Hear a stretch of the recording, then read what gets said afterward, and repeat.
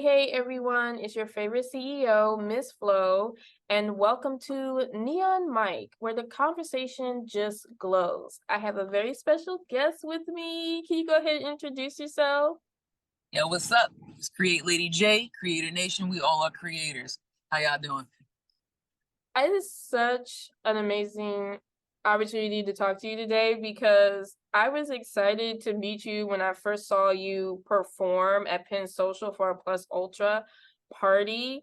And you just had the room completely electrified. Can you explain your genre of music? Because it's not just rock, it's a little bit more than that. Right. So I make what's called trap rock, trap metal, or whatnot, rap rock. It's kind of a thing. I feel like the difference between what is a little more known is with trap metal, it's a lot for screaming.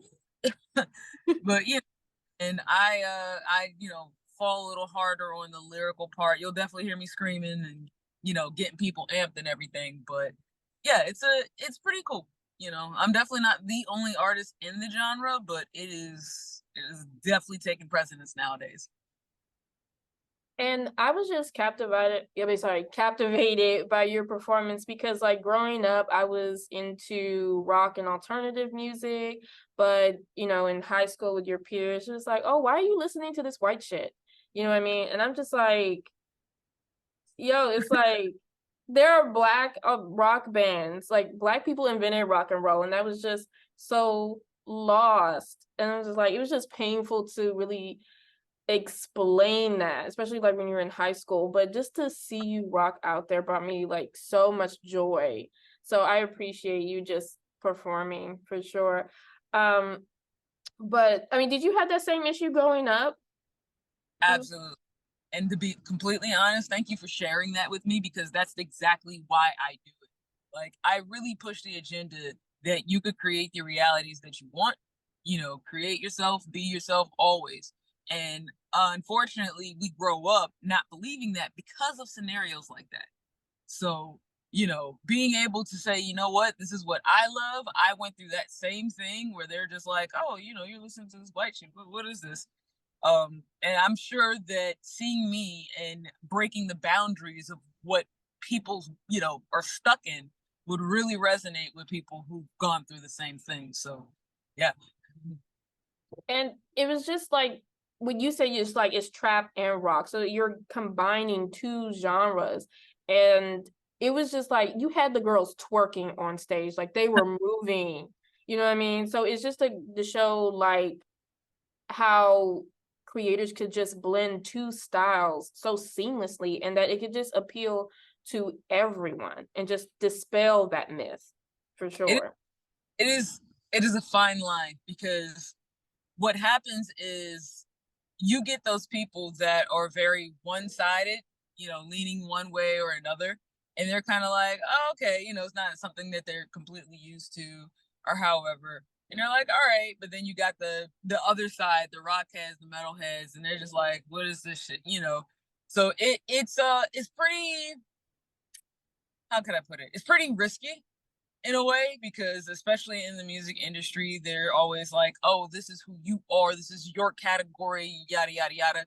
But that's what I'm about, breaking boundaries. Even if I could throw in there, I also have a rap group or whatnot named Wreck the System, like literally wreck the system. Like, so we're just all about wrecking the system and doing what we want to do. And I feel like most people literally in life just want to be that. They want to do what they want to do. They want to live and dress and however they want. And that's usually when somebody's their happiest. So yeah, man. Like, it's fun. It's challenging for the business part of it, but I'm breaking those boundaries and I continue to do so. And thank you for doing so. Now, you just mentioned that you have a rap group. Are you also a label as well?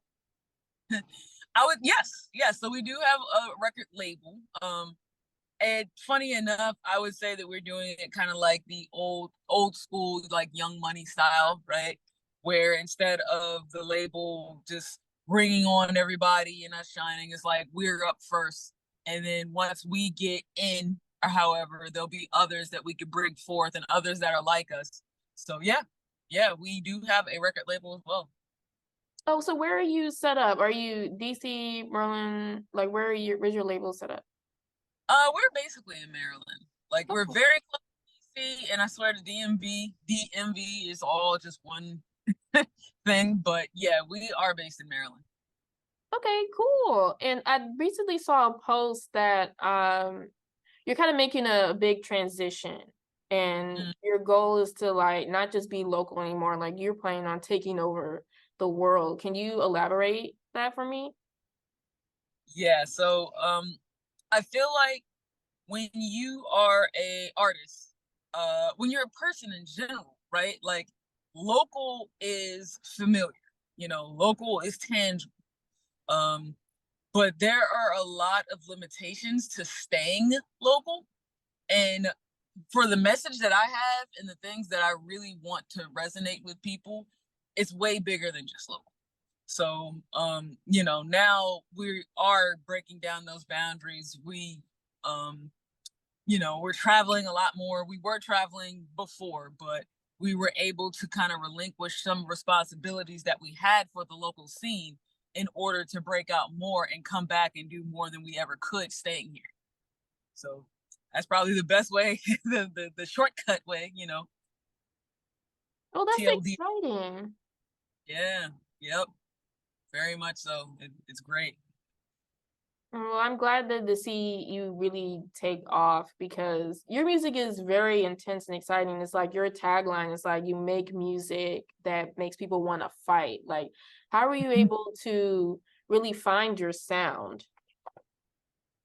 Man, yeah, that was definitely a journey. So I'm it feels like a lot of my interests felt like they were just in these different categories. Like I skate or whatnot, but skating's over here, and I rap, so rap is like over here, and I like listening to rock music, and I like going to rock concerts and or whatnot. So I started off more than anything. Oh, I'm a big geek too, geek anime games. So I started off like heavy in nerdcore, specifically in nerdcore. And there it's very lyrical, very energetic. Like we have always had so much energy on stage. Like me, my band, everyone. Um, and I think what I did is it's when you're in the studio and you got the time and you're making it a focus, it's like, man, I really like this. I'm leaning into this. And the team's just like, yo, this feels good. This feels like you, like you're glowing. Like so all the dots kind of connected. And when listening to even things that didn't have the heavy guitars and all the distortion and whatnot, it was very aggro. So I'm like, man, like I'm always kind of like turning up. So the whole making music that make people want to fight, fighting, honestly, it is basically the result of being fed up Mm. with whatever is happening or whatever is pissing you off and just releasing the emotion of anger and just saying, you know what, screw it. I am doing this. I'm choosing me. Like, F you, whatever. Like, so I just love the simplification of the tagline and what it embodies and what it will motivate people to do, which is to move, move, mosh, and relinquish that energy. Oh yes, I would say like listening to your music, you're definitely going to get your cardio in. I was just like, just like jumping in there. It's like, wait a minute, woo! It's just let me catch my breath. But like I said, you were just a joy to watch on stage, and it is so cool to see like you just blossoming. I mean, you even got to manage to you were in Tennessee. Was it for an award ceremony? Yes.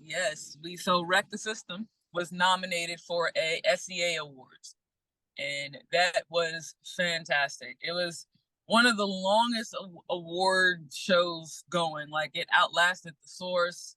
You know, the way that happened was wild because I managed too by Is Gorgeous Musique, and management hit me up and they're like, you're nominated for an award, right?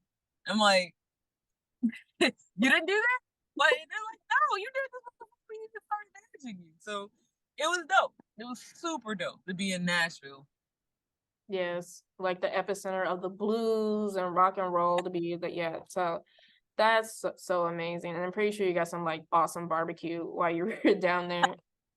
I sure did. Like, what is next for Create Lady J? Like, what is the next chapter gonna look like? Oh man. Next chapter, honestly, that's the movie. That is the chapter. It is the I have dropped all of the different things that might have averted my attention in any way, shape, or form. Because behind the scenes, a lot of the times artists they're like, yeah, this big thing's coming, this, that.